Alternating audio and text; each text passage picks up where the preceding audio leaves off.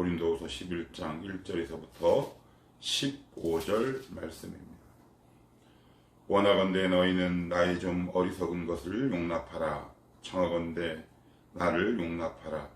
내가 하나님의 열심으로 너희를 위하여 열심을 내노니 내가 너희를 정결한 처녀로 한 남편인 그리스도께 드리려고 중매함이로다. 그러나 나는 뱀이 그 관계로 하와를 미혹한 것 같이 너희 마음이 그리스도를 향하는 진실함과 깨끗함에서 떠나 부패할까 두려워하노라. 만일 누가 가서 우리가 전파하지 아니한 다른 예수를 전파하거나 혹은 너희가 받지 아니한 다른 영을 받게 하거나 혹은 너희가 받지 아니한 다른 복음을 받게 할 때에는 너희가 잘 용납하는구나. 나는 지극히 크다는 사도들보다 부족한 것이 조금도 없는 줄로 생각하노라. 내가 비록 말에는 부족하나 지식에는 그렇지 아니하니 이것을 우리가 모든 사람 가운데에서 모든 일로 너희에게 나타내었노라. 내가 너희를 높이려고 나를 낮추어 하나님의 복음을 값없이 너희에게 전함으로 죄를 지었느냐. 내가 너희를 섬기기 위하여 다른 여러 교회에서 비용을 받은 것은 탈취한 것이라. 또 내가 너희와 함께 있을 때 비용이 부족하였을 때 아무에게도 누를 끼치지 아니하였으면 마게도냐에서 온 형제들이 나의 부족한 것을 보충하였습니다. 내가 모든 일에 너희에게 폐를 끼치지 않기 위하여 스스로 조심하였고 또 조심하리라. 그리스도의 진리가 내 속에 있으니 아가야 지방에서 나의 이 자랑이 막히지 아니하리라. 어떠한 까닭이냐?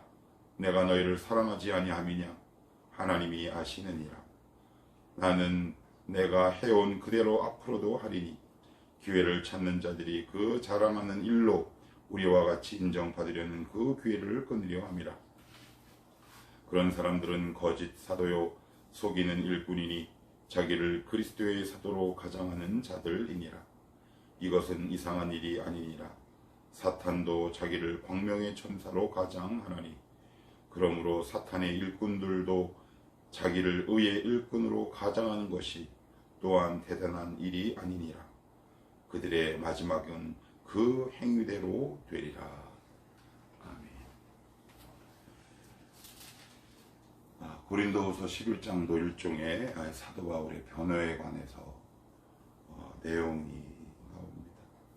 제가 고린도후서를 시작하기에 앞서 고린도후서의 주된 내용이 사도 바울의 사도권 변호다, 이렇게 말씀을 드렸어요.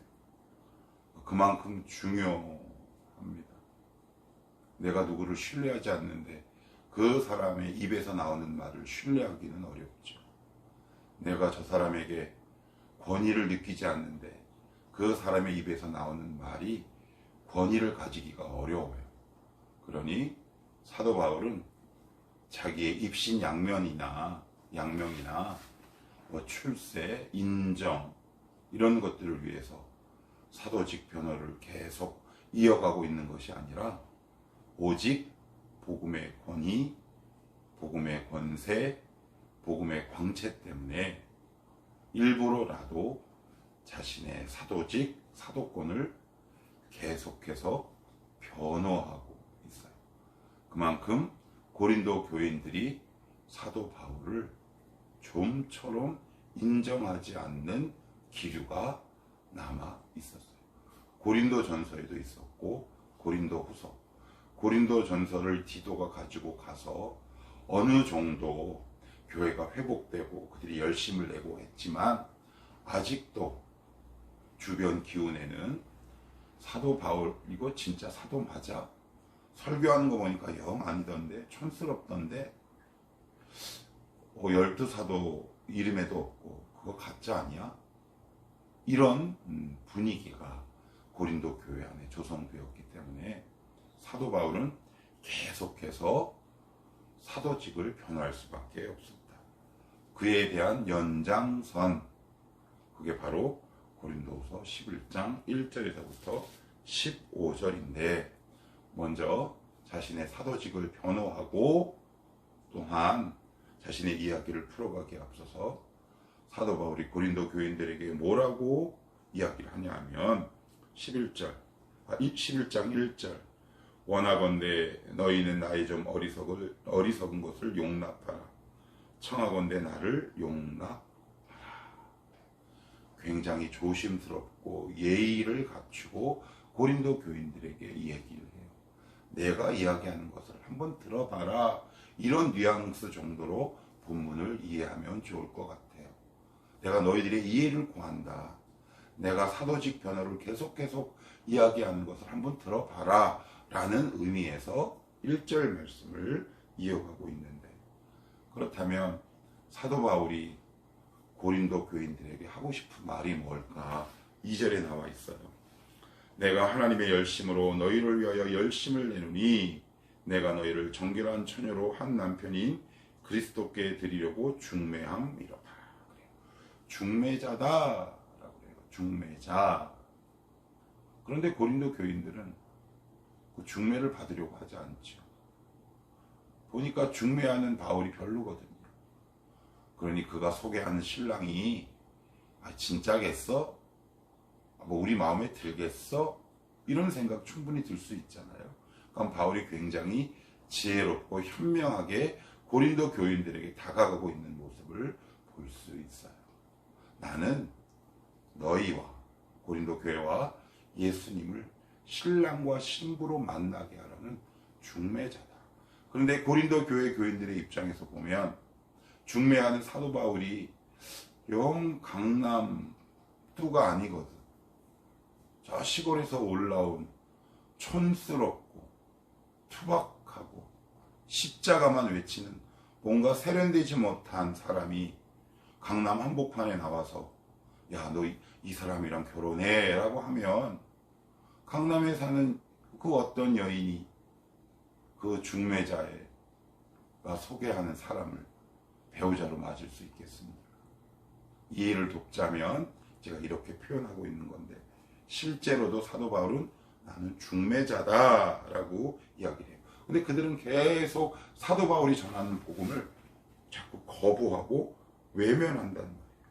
그래서 4절에 뭐라고 이야기를 하고 있냐면, 만일 누가 가서 우리가 전파되지 아니한 다른 예수를 전파하거나 혹은 너희가 받지 아니한 다른 영을 받게 하거나 혹은 너희가 받지 아니한 다른 복음을 받게 할 때에는 너희가 잘 용납하는구나.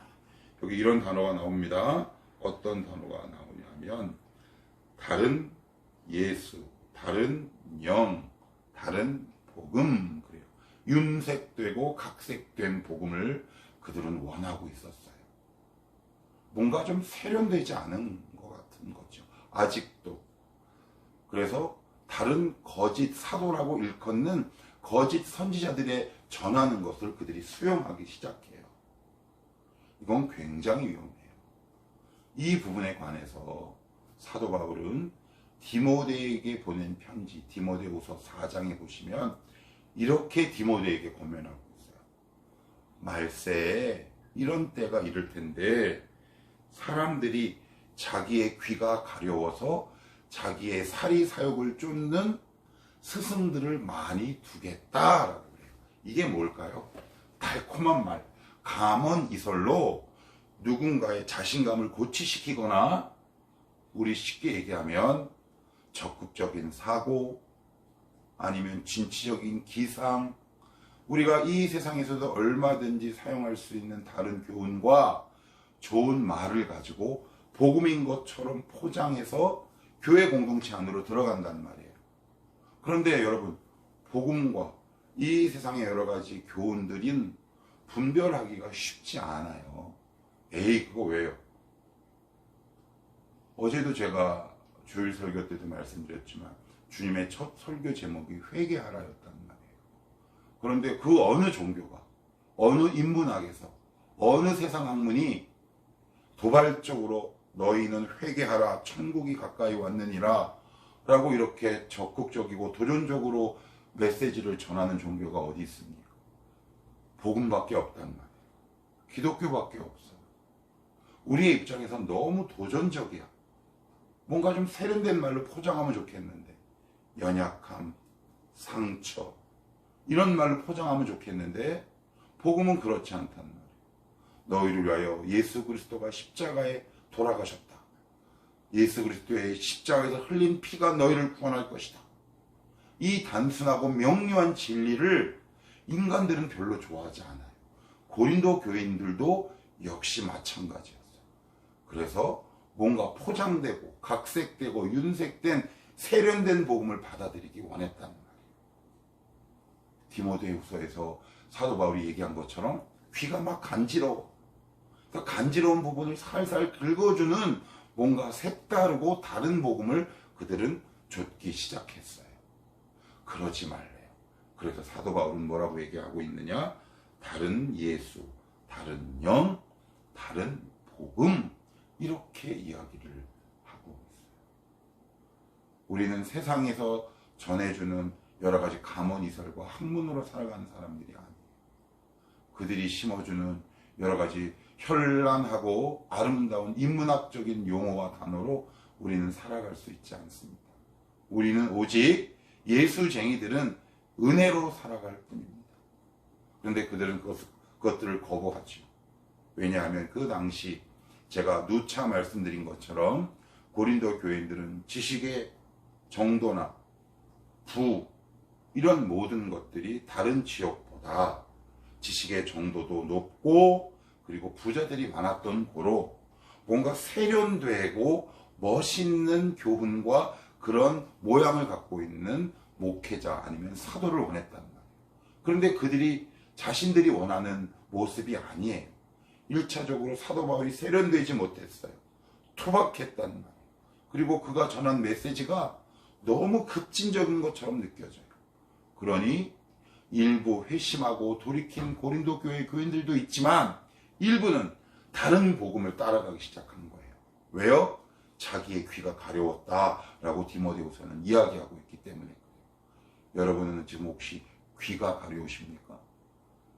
귀가 가려운 것을 긁어주는 것으로 우리의 영혼이 회복되지 않습니다. 우리의 영혼은 오직, 우리의 죄성은 오직 십자가에서 흘리신 예수 그리스도의 피의 공로와 그로 인한 하나님의 은혜로만 치유가 가능하고 그것을 먹고 사는 사람들이다. 이 사실을 여러분들이 평생 잊지 않아야 교회를 오래 다니다 보면 심지어 목사인 저도 이 복음을 약간 각색하고 싶은 충동이 어떨 때 있단 말이에요. 왜 그럴까? 익숙하거든요. 익히 들어왔단 말이에요. 이거 말고 좀 더 세련된 단어와 문장으로 묘사할 수 없을까? 라는 유혹을 자주는 아니지만 가끔 가다가 불쑥불쑥 올라올 때가 있어요. 눌러야죠. 죽는 겁니다. 내 영혼을 피폐하게 할 뿐 아니라 사망으로 인도해요. 오늘도 사단은 여러분들의 가려운 부분을 긁어주려고 합니다. 큰일 나는 겁니다. 복음은 가려운 곳을 긁어주는 것이 아니라 우리의 죄를 치유하는 것입니다. 그래서 우리는 은혜로 먹고 살아가는 존재들이다. 왜? 상처를 드러내기 싫거든. 죄를 드러내기 싫거든. 그래서 나와 기호와 취미가 맞는 사람들과 원만하고 깊이가 약간 멀어진 그 관계로 그냥 이런저런 이야기를 통해 우리의 가려운 부분을 이렇게 긁어주죠. 그런데 그 가려운 부분이 사실 우리 안에 질병으로 인한 가려움인데 우리의 내장 기관이 문제가 있는 건데 사람들은 모르는 거죠. 각색하거나 윤색하거나 자기가 원하는 복음을 따라가는 사람들을 경계하고 우리도 이 부류에 속하지 않을까 날마다 깨어 있어야 합니다. 다시 읽어볼게요. 4절. 다른 예수, 다른 영, 다른 복음 다 같은 말이죠. 지금도 다른 복음을 따라가는 사람들이 많습니다. 이단이 그렇고 심지어 정통교회 안에서도 수많은 목회자와 교인들이 자기가 원하는 복음을 따라간다. 근데 복음은 내가 정의할 수 있는 게 아니에요.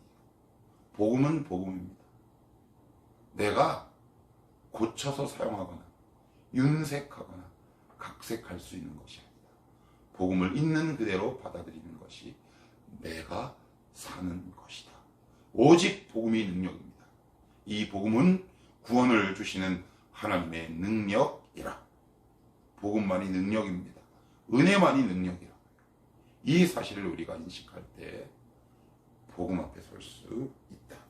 그리고 나서는 자신의 개인사를 풀어가는데 가슴이 좀 짠합니다. 무슨 얘기냐? 7절 8절 내가 너희를 높이려고 나를 낮추어 하나님의 복음을 값없이 너희에게 전함으로 죄를 지었느냐?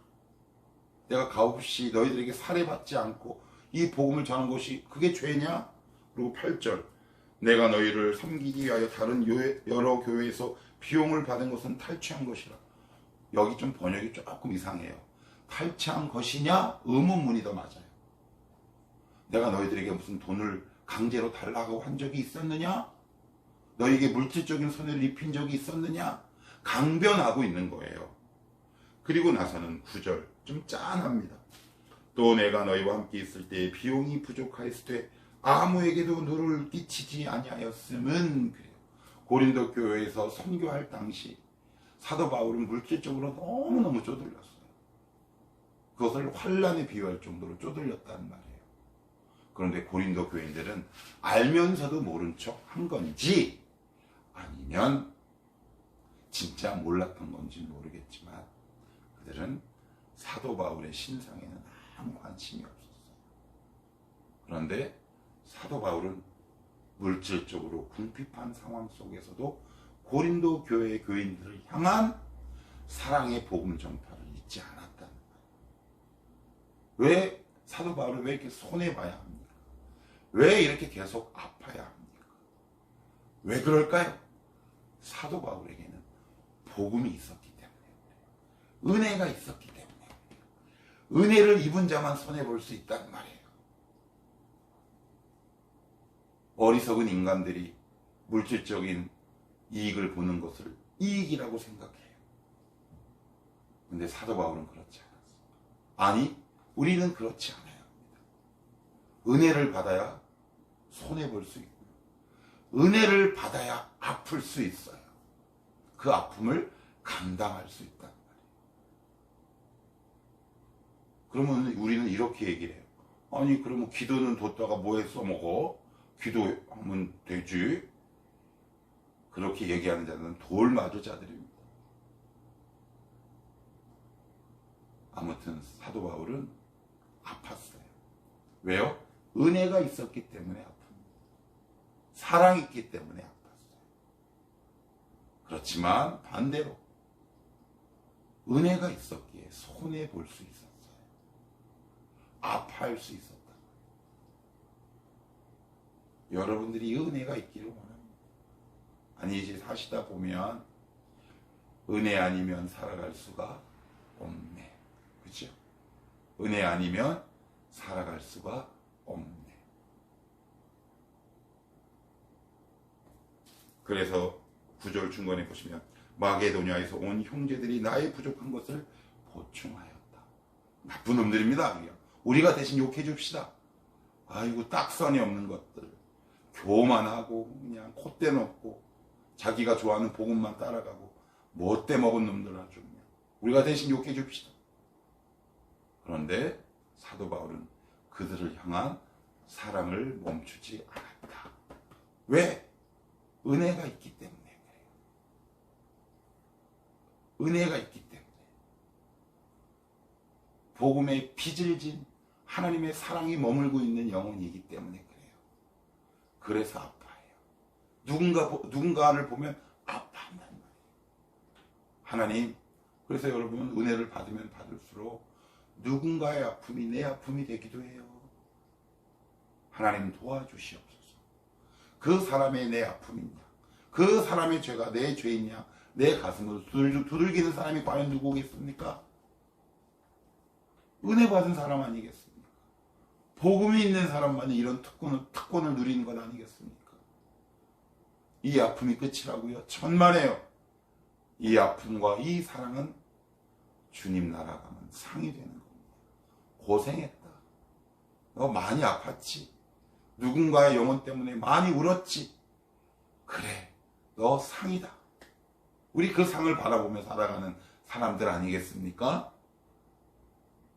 그러면서 사도 바울이 마지막으로 강력하게 권면합니다. 14절. 이것은 이상한 일이 아니니라. 사탄도 자기를 광명의 천사로 가장하나니 그러므로 사탄의 일꾼들도 자기를 의의 일꾼으로 가장하는 것이 또한 대단한 일이 아니니라. 그들의 마지막은 그 행위대로 되리라. 그래요. 그 행위대로, 마음대로 되리라가 아니에요. 마음에 먹은 대로가 아니라 행위대로. 하나님은 우리의 심판날에 행위대로 상을 주십니다. 그리스도인들은 상을 받죠. 우리들의 행위에 따라 상을 받고요. 믿지 않는 자들은 그들의 행위대로 심판을 받습니다. 그런데 여기서 재미있는 표현이 나옵니다. 광명의 천사. 다른 여러 기타 표현들이 있음에도 불구하고 사도 바울은 광명의 천사 이런 단어를 사용하고 있어요. 이게 무슨 말일까요? 광명은 조명을 받는 거예요. 조명받는 거 목사가 좋아하면 끝나는 겁니다. 목사가 조명받는 거 좋아하는 순간 그 교회는 끝! 이렇게 단정 지어 좋아요. 광명은 스포트라이트예요. 하이라이트라는 말이에요. 중심에 우뚝 서는 거예요. 남의 칭찬과 자랑에 익숙해져 있다는 말이에요. 그런 자들이 조심해요. 그래서 자꾸 이렇게 막 들어가야 돼. 오늘도 그런 자들이 고린도 교회 교인들에게 다른 복음, 다른 영, 다른 예수, 그들의 가려운 곳을 긁어주기 위해 그래요.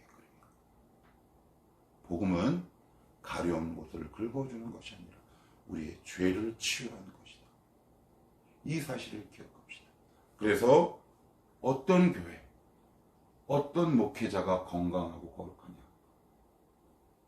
여러분에게 눈물을 흘리며 쓴소리를 하는 교회를 찾아가십시오. 우리 교회 오라는 유치한 이야기를 하고 있는 게 아닙니다. 요즘은 누구에게 쓴소리하지 않죠. 선하고 아름다운 단어를 사용해서 그들의 가려운 것을 긁어준다는 거예요. 그러면 망해요. 망한다고요. 그런 교회 다니면 나오라고요. 여기까지 합시다. 좀 길었습니다.